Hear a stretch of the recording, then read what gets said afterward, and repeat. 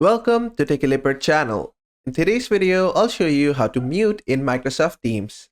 Now let's say you have joined a meeting and your mic is open. You don't want your personal information, or if you're talking to your family at home, those noises to go inside the mic. Now how to mute that. Now to mute your mic inside meetings, what you have to do is just simply follow me. So at first, just go ahead and open up a meeting. Or you can just go to Meet and create a meeting for yourself and just click on Join to join that. I'm doing exactly that.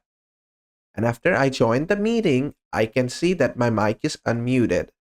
Now to mute my mic, what I have to do is just simply go ahead and take my mouse on top of the mic and just click on it.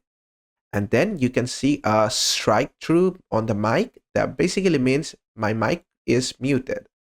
Now to unmute it, what I can do is just go ahead and click on it again.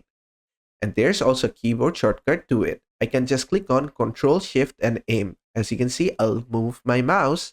Currently, it's unmuted. Now, if I just click on Control Shift and M, it will mute the mic. And if I click on it again, the mic will be unmuted. It's basically very simple.